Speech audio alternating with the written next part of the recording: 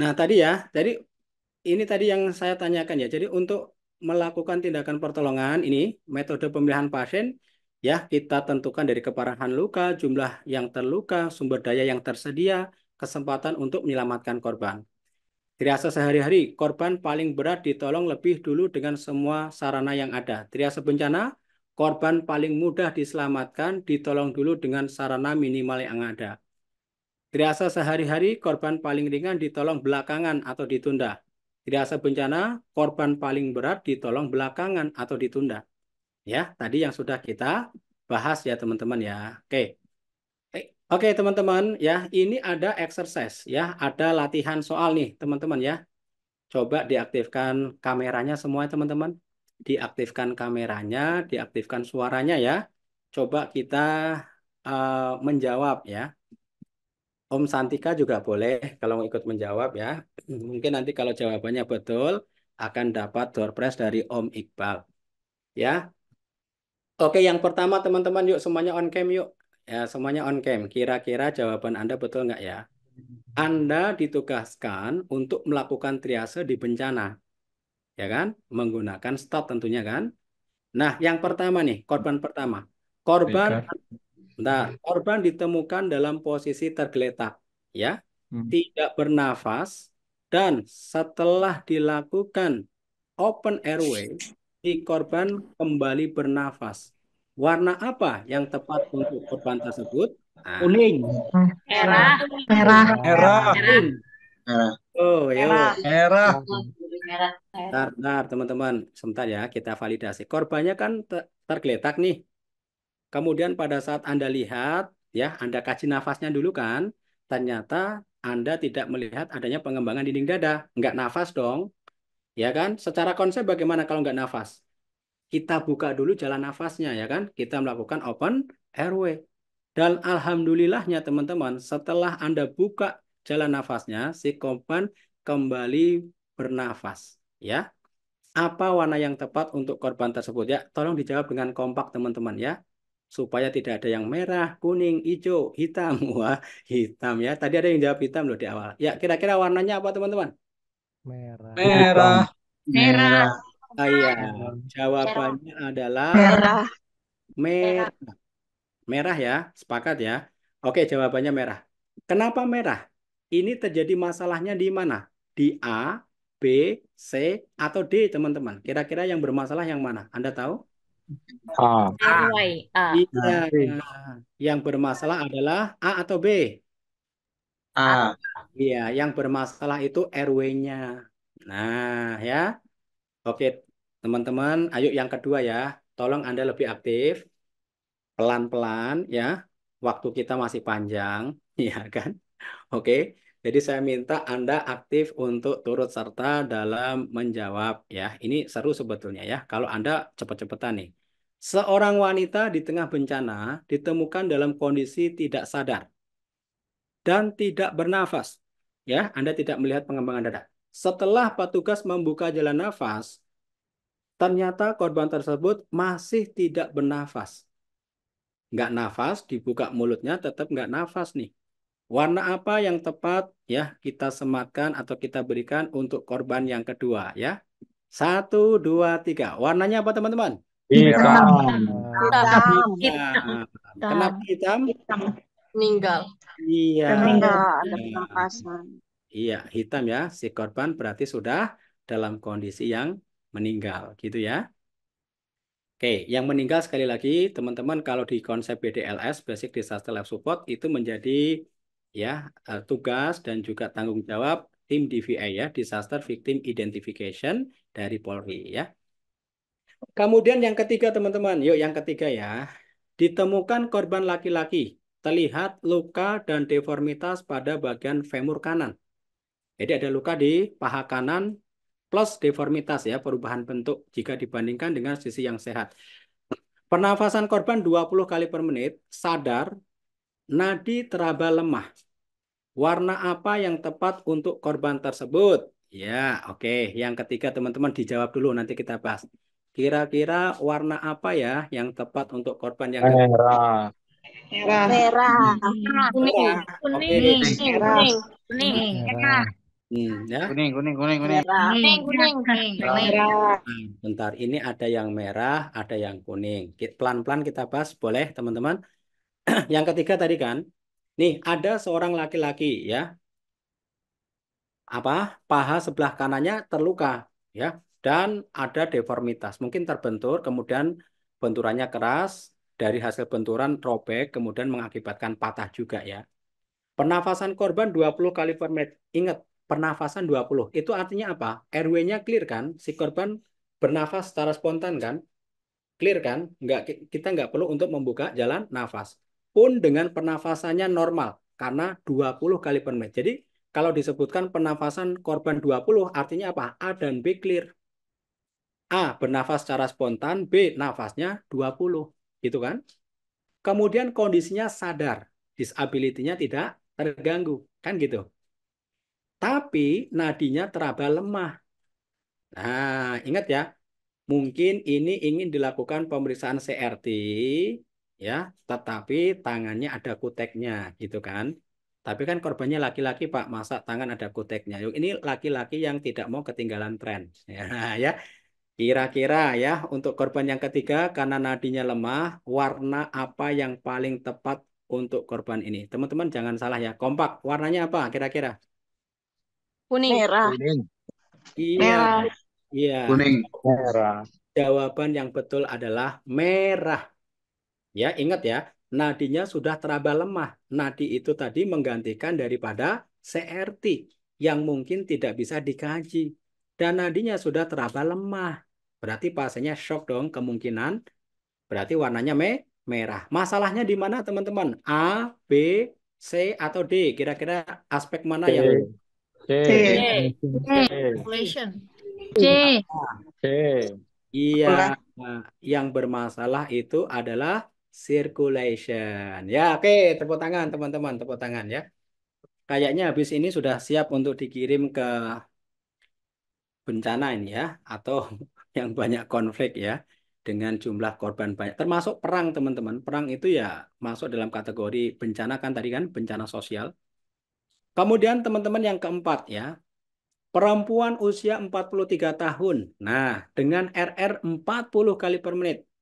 Nadi teraba kuat dan masih sadar. Warna apa yang tepat untuk korban tersebut? Caranya teman-teman, Anda identifikasi satu-satu.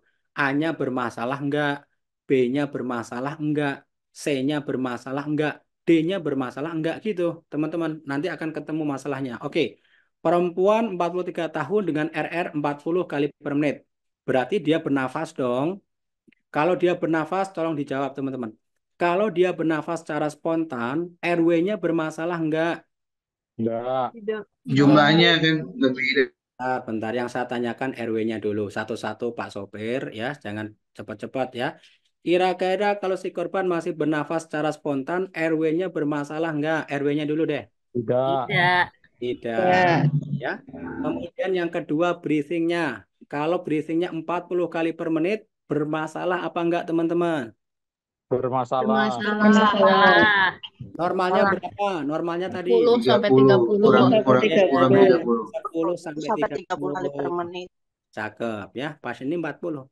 Nadi teraba kuat. Nah, coba satu-satu ya. Nadi teraba kuat berarti sirkulasinya bermasalah atau tidak, teman-teman? Tidak. Tidak. Ya.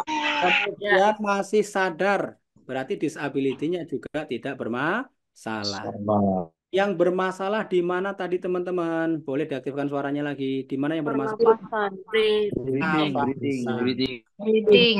Meskipun hanya pernafasannya yang bermasalah, tetap si korban akan mendapatkan tagging warna merah. Paham ya? Tidak harus semua bermasalah. Satu aja bermasalah sudah apa? Cukup untuk menerbitkan sertifikat merah kan gitu ya. Untuk memberikan tagging warna merah.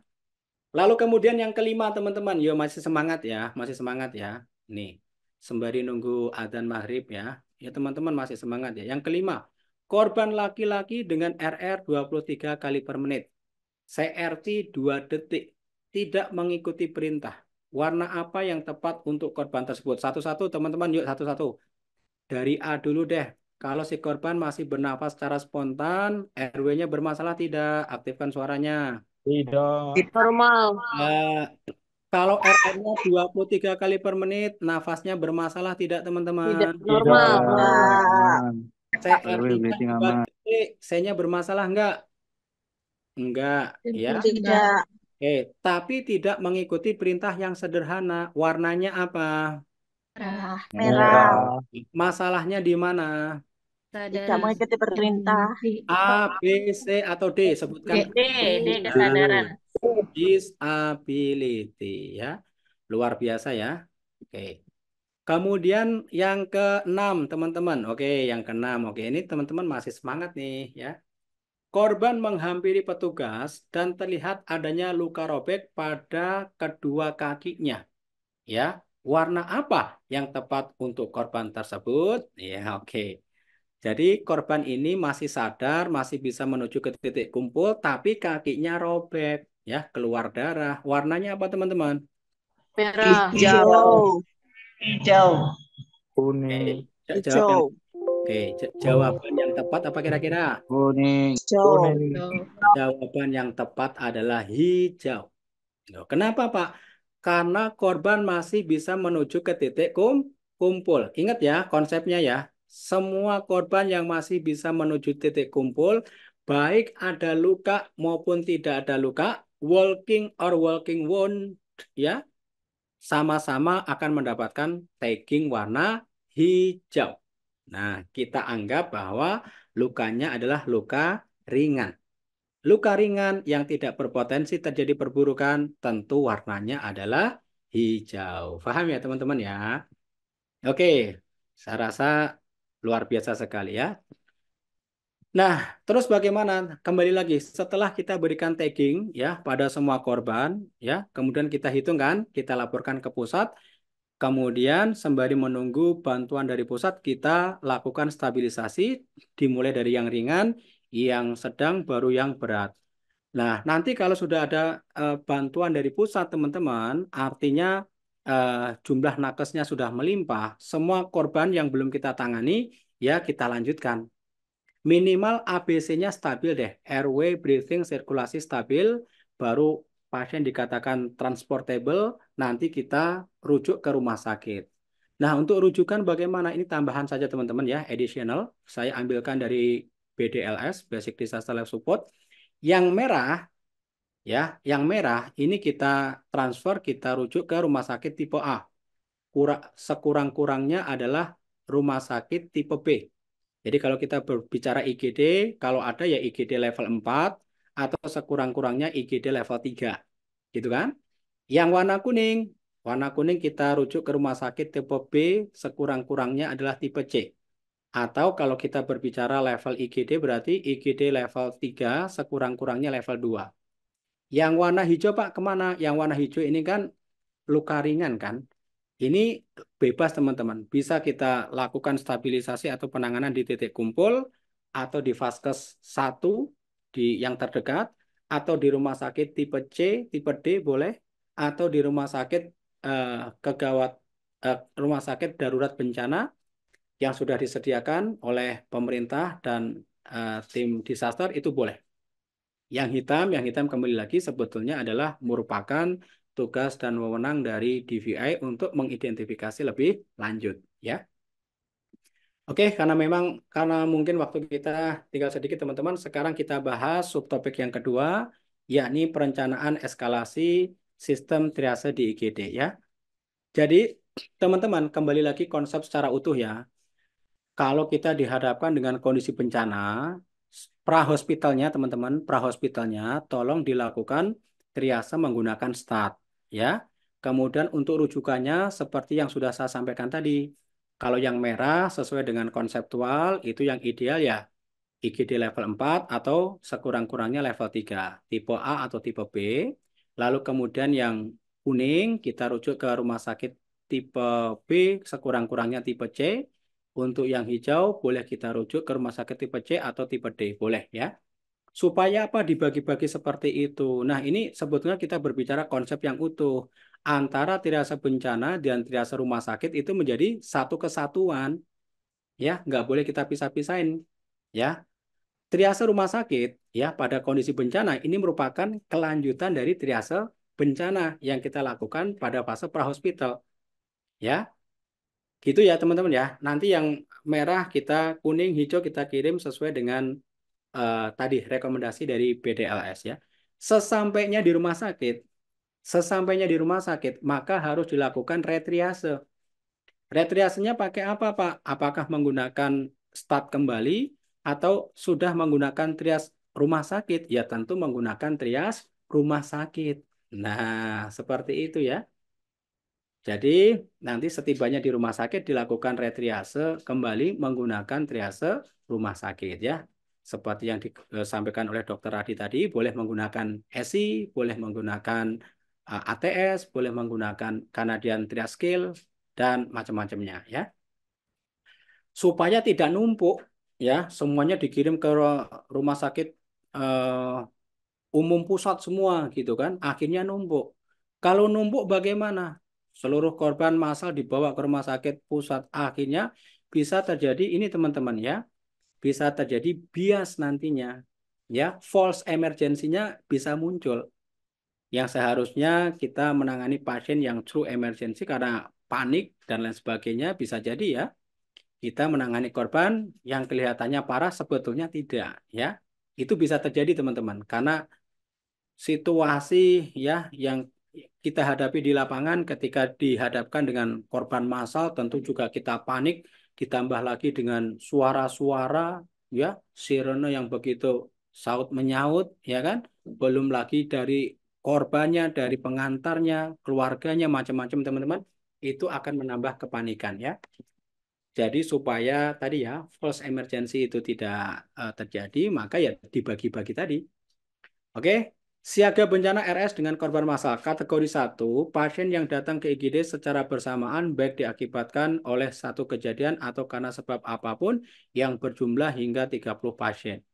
Kemudian kategori 2, pasien yang datang ke IGD secara bersamaan yang baik diakibatkan oleh satu kejadian atau karena sebab apapun yang berjumlah 30 hingga 50. Kemudian kategori 3, ini secara jumlah bisa mencapai hingga lebih dari 50% dan 50% ya. Kemudian catatan tambahan, kategori di atas berlaku untuk rumah sakit tersier dengan kapasitas 1000 bed. Rumah sakit dapat memodifikasi sesuai kapasitas ruangan, SDM, dan pengalaman sebelumnya. Nah, ini sebagai tambahan teman-teman ada hospital treatment capacity, jumlah pasien yang dapat ditangani dalam 1 jam oleh rumah sakit. Ini ada rumus HTC-nya ya, hospital treatment capacity, yaitu 3% dikali total tempat tidur rumah sakit. Kemudian ada rumus yang bisa kita gunakan yang lain adalah hospital surgical capacity HSC. Ini jumlah pasien dengan cedera serius yang dapat dioperasi dalam waktu 12 jam. Rumus HSC adalah jumlah kamar operasi dikali 7 konstante dikali 0,25 operasi per 12 jam. Ya. Jadi dengan HTC dan dengan HSC ini kita bisa mawas diri. Kira-kira ya bisa menampung korban berapa ini? Kan gitu ya. Kemudian bisa menampung korban yang memerlukan tindakan pembedahan berapa ini? Gitu ya. Nah, kalau sudah di luar kapasitas itu, maka ya kita tidak boleh memaksakan diri. Ya, kita harus melibatkan rumah sakit yang lain. Ibaratkan bendera putih kan gitu ya. Sudah di luar kapasitas rumah sakit. Maka mau tidak mau harus melibatkan rumah sakit yang lain. Nah, supaya tidak over capacity seperti ini teman-teman, maka tadi saya sampaikan di awal, ini merupakan kelanjutan dari trias disaster supaya tidak semua dirujuk ke umum pusat ya, tetapi ada juga yang dirujuk ke RSUD, ada yang dirujuk ke Vaskes 1 gitu kan. Nah, supaya tadi ini ya HTC dan HSC ini benar-benar dapat eh, dihitung sesuai dengan kondisi real emergency yang terjadi pada saat bencana. Rumah sakit dapat menggunakan acuan 50 pasien sebagai benchmark dalam melakukan eskalasi perawatan. Paling tidak, rumah sakit perlu mempersiapkan lonjakan pasien hingga 20% di atas kapasitas bed normal ya.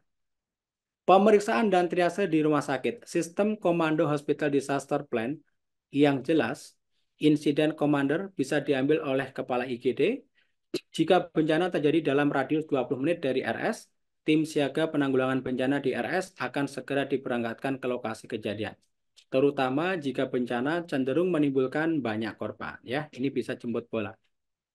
Kemudian penerimaan dan triase di rumah sakit. Ya, bagaimana setelah di rumah sakit? Maka untuk menghadapi situasi yang crowded seperti ini akibat bencana dengan korban massal, maka yang pertama, akses langsung dengan tempat di mana ambulan menurunkan korban.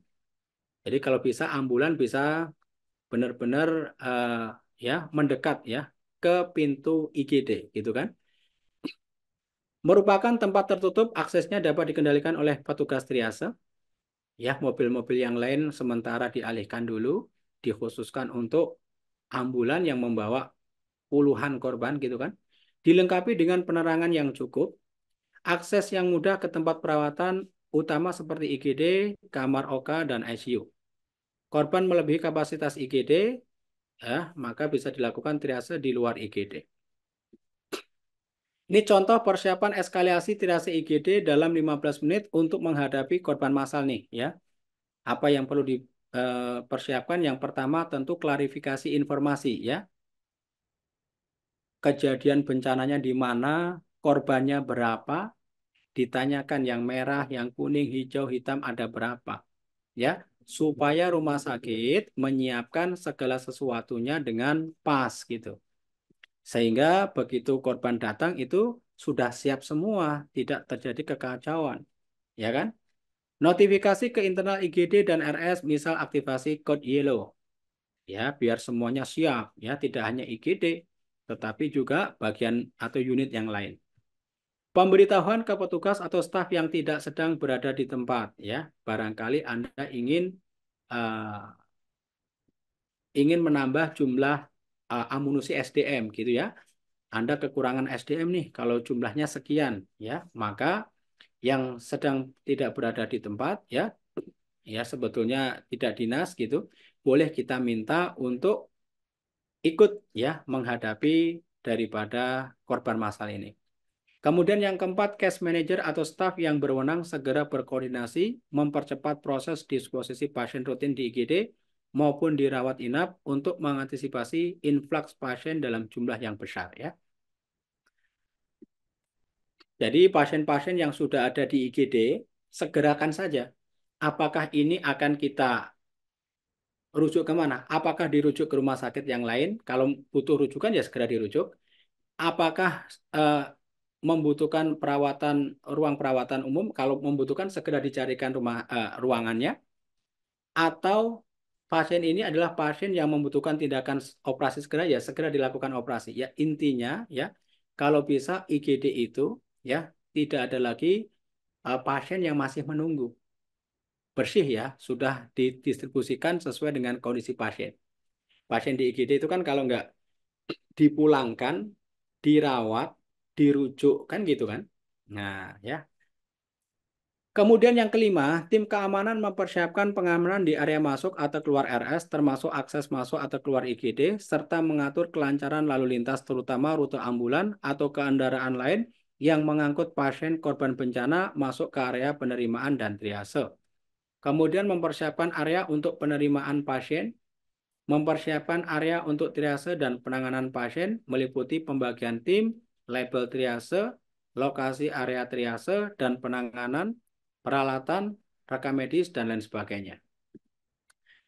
Nah, dalam kondisi disaster seperti ini, teman-teman, seringkali terjadi dual wave phenomenon, yaitu gelombang pertama, sejumlah besar pasien korban bencana atau musibah dengan cedera ringan akan datang ke rumah sakit dalam rentang waktu 15 hingga 30 menit sejak kejadian. Kemudian gelombang yang kedua, kan dual wave ya, dua gelombang, yaitu kedatangan korban dengan cedera yang lebih berat dan memerlukan transportasi ambulan dalam waktu 1-2 jam sejak kejadian. Estimasi total lonjakan pasien adalah 2 kali dari jumlah pasien yang datang ke RS dalam 1 jam yang pertama. Ya. Jadi sebetulnya teman-teman kita ya secara konsep itu sudah di warning ya, sudah diperingatkan kalau terjadi bencana atau kecelakaan dengan jumlah yang massal pasti terjadi dual wave phenomenon rata-rata itu ya. Nah, tadi kalau kita tidak mengantisipasi dual wave phenomenon ini ya tidak dibagi-bagi ya, semuanya diarahkan ke rumah sakit umum pusat semua ya tadi bisa terjadi false emergency gitu ya.